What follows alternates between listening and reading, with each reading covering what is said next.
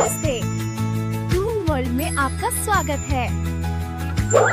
के बाहर खड़ी दिव्या और सिमरन आपस में बातें कर रही थी। क्या सच में तूने कल का एपिसोड नहीं देखा? यार तू इतना अच्छा एपिसोड कैसे मिस कर सकती है? मुझे और भी बहुत काम रहता है, क्या करूं, छूट जाता है। तेरा कुछ नहीं हो सकता, मैं तो एक भी एपिसोड नहीं छोड़ती और जिस टाइम आता है उसी टाइम देखती हूँ, क्योंकि मुझे रिपीट टेलीकास्ट भी नहीं पसंद। अच्छा बाय, चल मैं चलती हूँ। कॉलेज खत्म होने के बाद दिव्या घर आती है और वो देखती है कि घर आते आते उसे 7 बज चुके हैं और सिर्फ 2 मिनट रहते हैं। अब दिव्या भागती हुई अंदर आती है और बिना जूते खोले बैग सोफे पर रखकर टीवी ऑन करके बैठ जाती है। थैंक गॉड मेरे सामने मेरा फेवरेट सीरियल शुरू हो रहा है, बहू का सिंदूर। बस तू सारा दिन टीवी देखना, शादी की उम्र हो गई, तेरे पिताजी तेरे लिए लड़का देख रहे हैं और तू खाना बनाना सीखने के बदले 7 बजते ही टीवी खोलकर बैठ जाती है। माँ पापा रिश्ता देख रहे हैं, हुआ नहीं है, अब डिस्टर्ब मत करो। आपको पता है ना, मुझे टीवी और सीरियल देखने से कोई नहीं रोक सकता। और रही खाना बनाने की बात, जब मेरा रिश्ता लग जाएगा तो दिन में खाना बनाना सीख जाऊंगी, पर रात को तो मैं अपना फेवरेट सीरियल ही देखूंगी।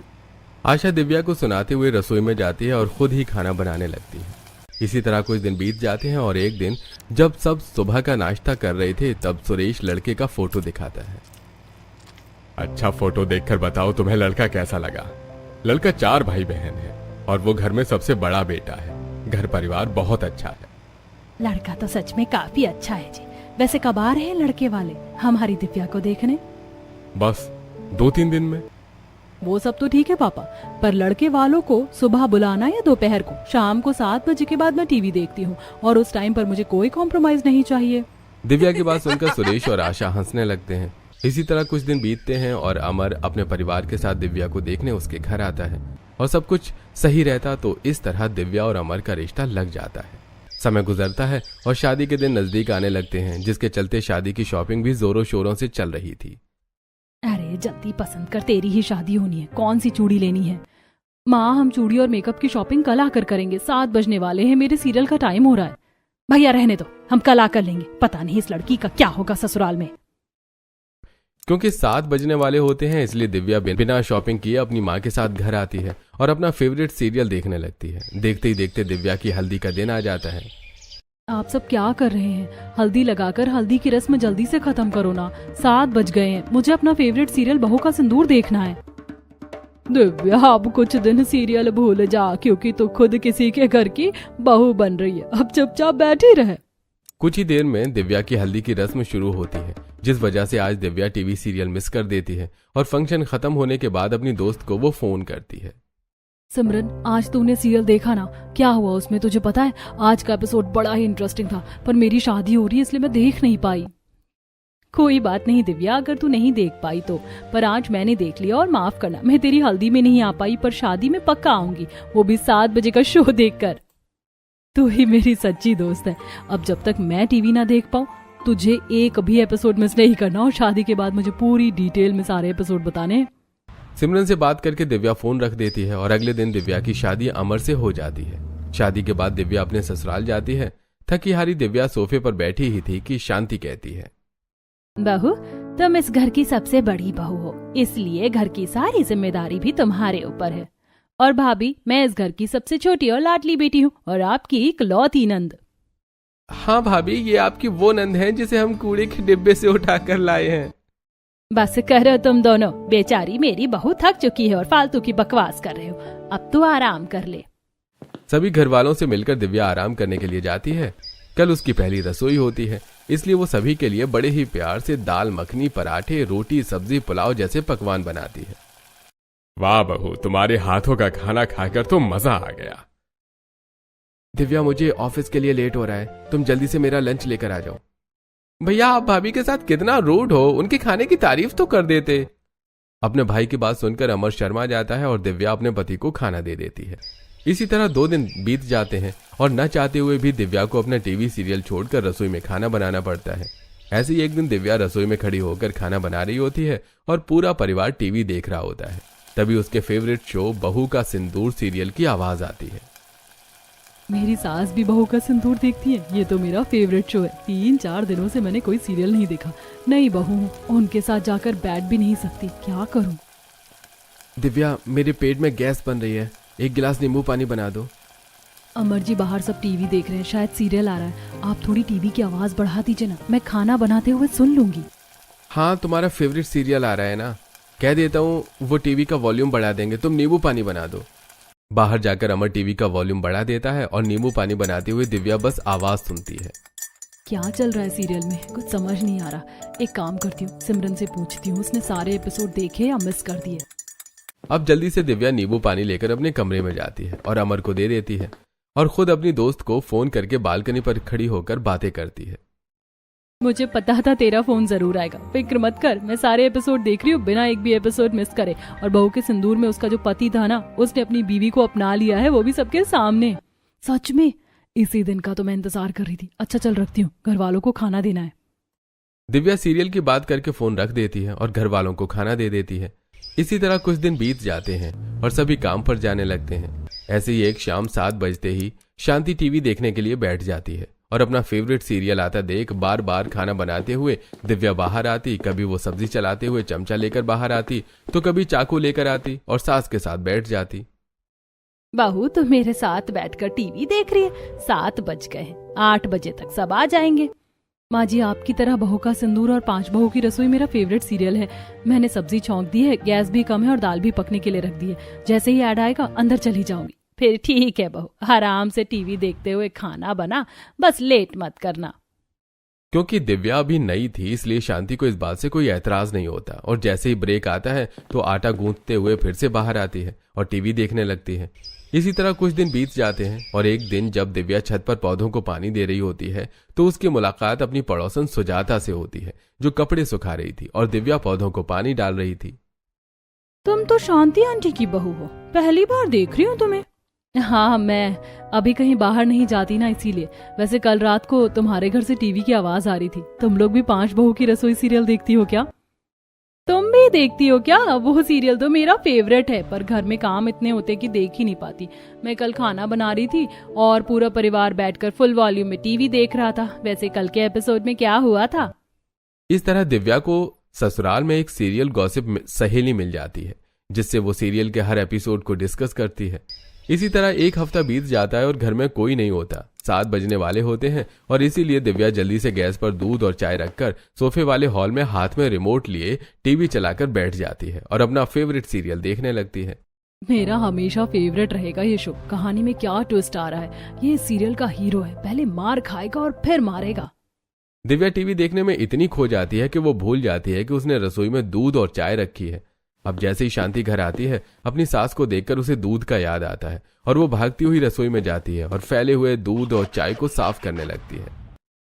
सीरियल के चक्कर में मैं तो भूल ही गई थी कि मैंने दूध और चाय भी रखी है। अगर माँ जी ना आती तो मुझे याद भी नहीं था। माँ जी देखे उससे पहले साफ कर देती हूँ। दिव्या अब जल्दी जल्दी गिरा हुआ दूध साफ करती है और चाय लेकर हॉल में आती है जहाँ शांति टीवी देख रही थी। अपनी सास को टीवी देखता देख वो सब्जी लेकर बाहर ही बैठ जाती है और टीवी देखते हुए आराम से सब्जी काटती है। बहू टीवी देखते हुए अगर इतनी धीरे धीरे सब्जी काटेगी तो घर वालों को खाना कब देगी? वो माँ जी कोई बात नहीं, आज सब लेट आएंगे और काजल भी पार्टी में गई है तो वो शायद ना भी खाए, तो तू आराम से टीवी देखकर खाना बना लेना। अब आराम से दिव्या अपने सास के साथ टीवी देखती है और टीवी देखने के बाद रसोई में जाकर खाना बनाती है। समय गुजरता है और दिव्या अपने असली रूप में आने लगती है। ऐसे ही एक शाम शांति और दिव्या बाजार जाते हैं। भैया मैं कब से खड़ी हूँ, पहले मेरे 3 किलो आलू कर दो।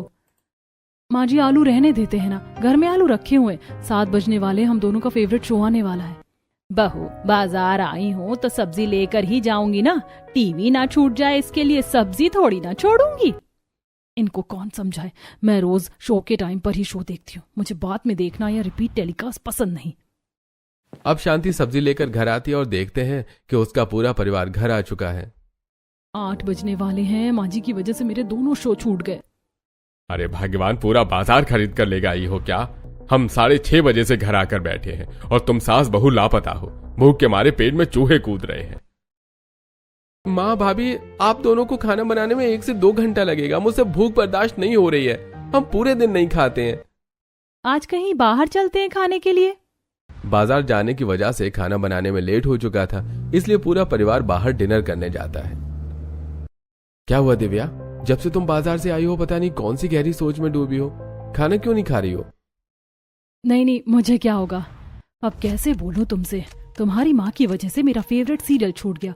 मैं एक एपिसोड नहीं छोड़ती और यहाँ मेरे 2-2 सीरियल छूट गए। कुछ ही देर में पूरा परिवार बाहर से डिनर करके घर आता है और अगली सुबह दिव्या बालकनी पर खड़ी होकर चाय पी रही होती है और जैसे ही उसकी पड़ोसन बालकनी पर आती है वो कल के एपिसोड के बारे में उससे बातें करती है। सुजाता, तुमने कल का एपिसोड देखा था क्या? कल तो मैं माँ जी के साथ बाजार चली गई और कल का एपिसोड मिस हो गया। अरे यार दिव्या, तुमने अच्छा एपिसोड मिस कर दिया। कल का क्या एपिसोड था तुम्हें पता है? संडे को बहू का सिंदूर और 5 बहू की रसोई का महासंगम है 6 से 8 बजे तक। संडे को महासंगम है, वो भी 6 से 8 बजे। बढ़िया है, मैं जरूर देखूंगी। सुजाता से बात करके दिव्या को काफी अच्छा लगता है और वो संडे का इंतजार करती है और संडे वाले दिन टीवी चलाकर बैठ जाती है। 6 से 7:30 हो जाते हैं पर दिव्या खाना बनाने के लिए नहीं उठती, जिस वजह से अब सभी घर वाले दिव्या पर नाराज होते हैं। बहू, आज हमें खाना मिलेगा या नहीं? 8 बजने वाले हैं और तुम टीवी देख रही हो। पापा जी, महासंगम आ रहा है और शाम को चाय पकौड़ी खिलाई तो थी मैंने सबको और सीरियल बस 10 मिनट में खत्म होने वाला, फिर बनाती हूँ ना कुछ।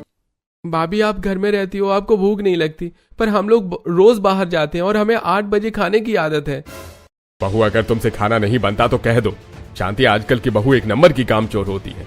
बहू के भरोसे रहोगी तो हम सब भूखे रह जाएंगे।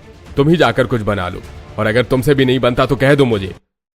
विनोद की डांट सुनकर दिव्या आंखों में आंसू लेकर रसोई में जाती है और खाना बनाने लगती है। शांति भी आटा गूंथती तो वहीं दिव्या सब्जी काटती है।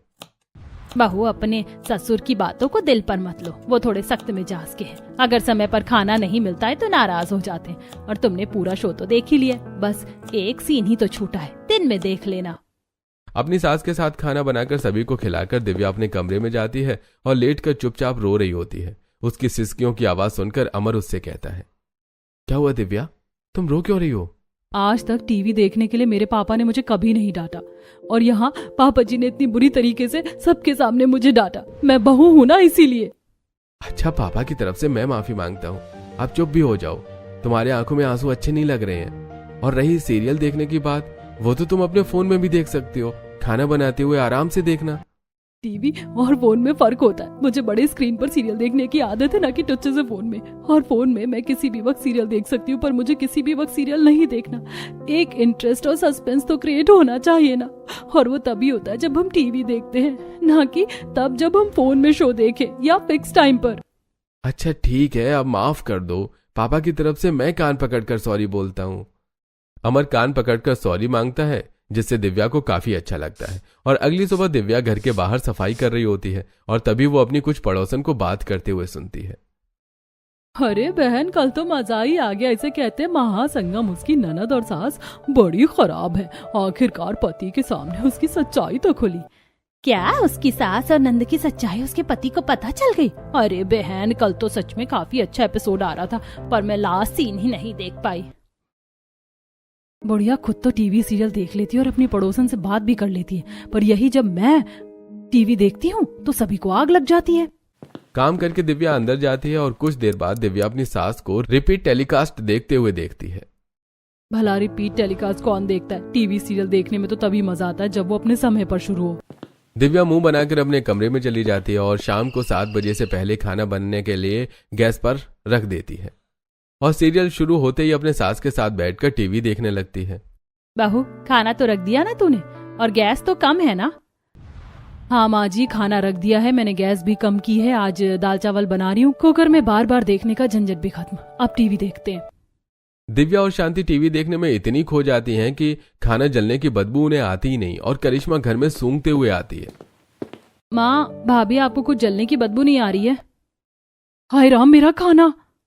टीवी देखने के चक्कर में दिव्या से पूरा खाना जल जाता है और एक एक करके सभी घर आ जाते हैं। और आज भी समय पर खाना न देखकर सब दिव्या पर नाराज होते हैं। सोचा था भाभी आएंगे तो समय पर खाने को मिलेगा, अच्छे अच्छे पकवान खाऊंगा, पर यहाँ तो घर आकर भी भूख से तड़पना पड़ता है। अरे ये सारी फसाद की जड़ टीवी है। लगता है इस घर से टीवी हटाना ही पड़ेगा। सबको नाराज होता देखकर दिव्या डर जाती है और रसोई में जाकर सबके लिए खिचड़ी बनाती है, जिसे खाकर सब मुंह बनाकर सोने के लिए चले जाते हैं। इसी तरह कुछ दिन बीत जाते हैं और एक सुबह जब दिव्या सोकर उठती है तो बुखार से तड़प रही होती है, तो अमर उसे छू कर देखता है। दिव्या, तुम्हें तो बहुत तेज बुखार है और तुम्हारे शरीर पर ये लाल लाल दाने कैसे? तुम मेरे साथ अभी डॉक्टर के पास चलो, मैं आज छुट्टी कर रहा हूं। मेरी चलने की हिम्मत नहीं हो रही है, पूरा शरीर दुख रहा है और उल्टियां भी हो रही हैं। अमर जबरदस्ती दिव्या को अस्पताल ले जाता है और तेज बुखार और शरीर पर लाल दाने देखकर और उसके लक्षण देखकर डॉक्टर खून टेस्ट करता है और पता चलता है कि दिव्या को डेंगू है, जिस वजह से उसे ग्लूकोज चढ़ाया जाता है। और अस्पताल में बेड पर लेटे हुए दिव्या को अपने टीवी सीरियल की याद आती है। बहू, मैं तेरे लिए नारियल पानी और खिचड़ी बनाकर लाई हूँ, खा ले। माँ जी, 7-10 हो गए, सीरियल शुरू हो गया होगा।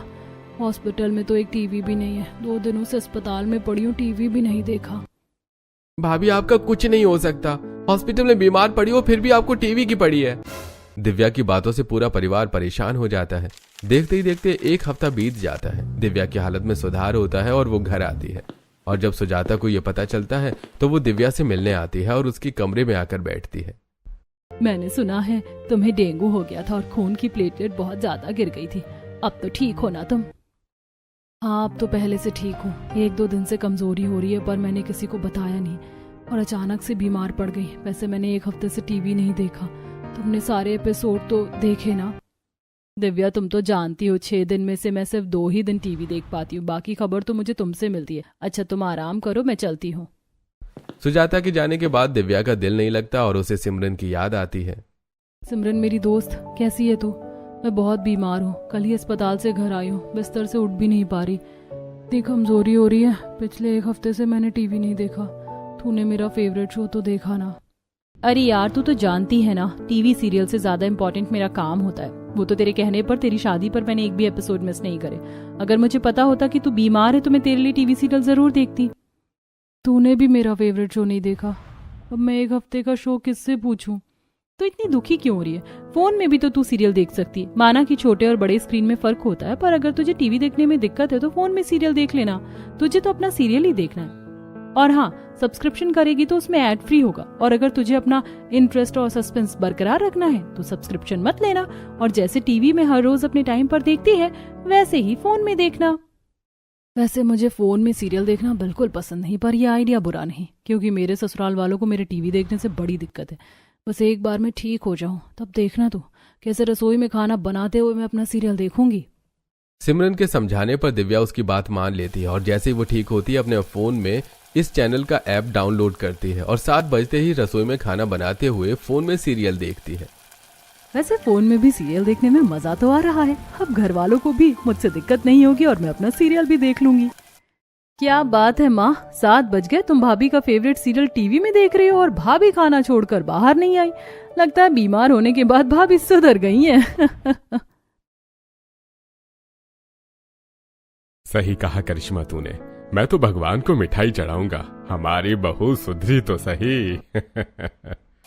अब दिव्या समय पर फोन में अपना सीरियल देखती है और रसोई में आराम से खाना भी बनाती है। इसी तरह कुछ दिन बीत जाते हैं और एक दिन घर वालों को घर में देख दिव्या जल्दी खाना बना लेती है और 7 बजे फोन में सीरियल देखते हुए सभी के लिए खाना लगाने लगती है। दिव्या, आज तुमने खाना जल्दी बना लिया और 7 बजे खाना भी लगा रही हो। दिव्या के हाथ में फोन था, वो फोन में देख रही थी और दूसरे हाथ से खाना परोसती है। आप सब घर में है ना, और जिस दिन सब घर में होते हैं सबको जल्दी खाना होता है। वो सब तो ठीक है भाभी, पर आप फोन में क्या देख रही हो? आपने रोटी पर ही सब्जी डाल दी। सॉरी देवर जी, 7 बज गए हैं, मैं फोन में अपना सीरियल देख रही हूँ। आप सब आराम से खाना खाओ। कुत्ते की पूंछ कभी सीधी नहीं हो सकती। हमें लगा हमारी बहू सुधर गई, पर हमारी बहू तो टीवी से निकलकर फोन में घुस गई। अब देखो बहू कौन सी नई गलती करती है। शांति की बात सुनकर सब हंसने लगते हैं और एक साथ खाना खाते हैं।